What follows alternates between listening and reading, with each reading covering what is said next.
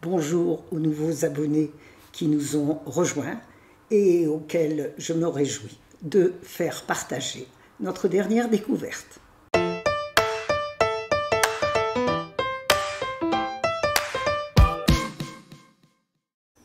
Delaunay est un des pseudonymes d'Anthony Capella, auteur britannique à succès, diplômé de littérature anglaise, qui a enseigné quelque temps à Rome avant d'être collaborateur au Sunday Times.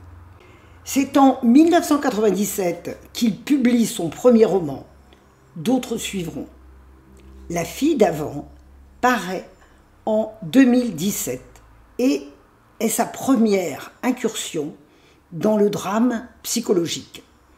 Il obtient un succès mondial avec des millions d'exemplaires vendus, une traduction dans 37 pays et une adaptation cinématographique. Son succès depuis ne s'est jamais démenti. Le livre que nous allons rencontrer en témoigne.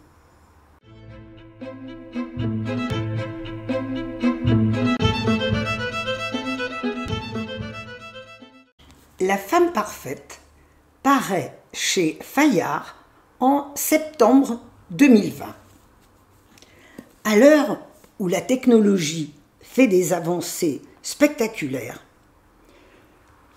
Jean-Paul Delaunay sort des sentiers battus avec une intrigue où il mêle le côté futuriste des développements de l'intelligence artificielle, la problématique des enfants, l'autisme, le sexisme, éléments qui s'entremêlent pour nous offrir un thriller diaboliquement efficace.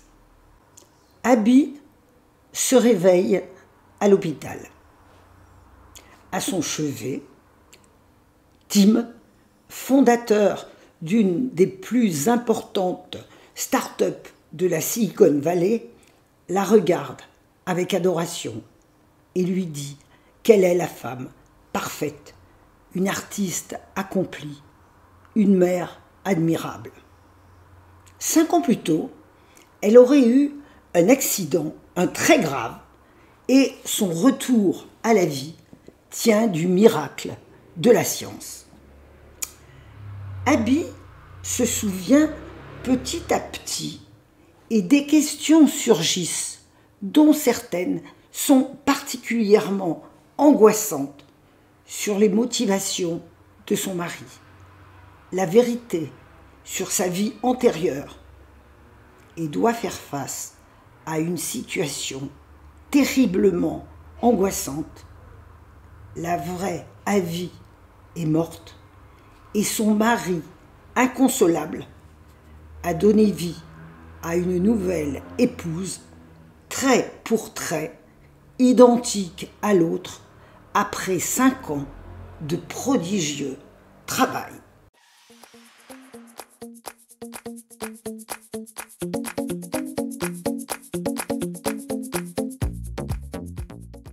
L'extrait que je vous propose est au tout début du livre. Abby fait un rêve sur son lit d'hôpital et la dernière image du rêve s'ouvre sur la vie réelle avec son mari à son chevet. Abby Gulen, commence-t-il, depuis que tu as fait irruption dans ma vie, je sais que nous sommes faits l'un pour l'autre. C'est alors que tu te réveilles. Elle est tirée d'affaire, murmure l'infirmière. Dieu soit loué, répond la voix de Tim. Il est vivant donc, il est là, à ton chevet, le soulagement t'envahit.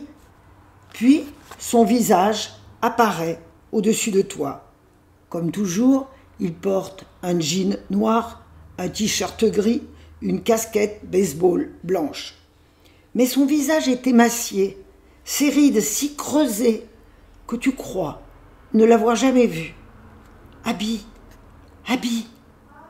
Ses yeux sont brillants de larmes. « Ce qui t'inquiète, Tim ne pleure jamais. »« Où suis-je » Ta voix est éraillée. « Tu es en sécurité. »« J'ai eu un accident. Danny va bien ?»« Oui, il va bien. Repose-toi. Je t'expliquerai plus tard. »« J'ai subi une opération. »« Plus tard, promis, quand tu auras repris des forces. »« J'ai suffisamment de force. » C'est vrai. La douleur reflue déjà. Le brouillard se dissipe dans ta tête. « C'est incroyable, dit Tim, en s'adressant non pas à toi, mais à l'infirmière. « Stupéfiant. C'est elle. » « J'ai rêvé, dis-tu, du jour où tu m'as demandé en mariage. C'était très net. » De nouveau, les yeux de Tim s'emplissent de larmes. « Ne sois pas triste, lui dis-tu. Je suis vivante, c'est le plus important. On est vivants, tous les trois. »« Je ne suis pas triste, répond-il en souriant. Je suis heureux. Les gens pleurent aussi quand ils sont heureux. » Tim semble prendre une décision. « Il faut que je t'explique quelque chose, mon amour, dit-il en te prenant la main. C'est très dur à entendre, mais il faut que tu le saches maintenant. Ce n'était pas un rêve, mais un téléchargement. »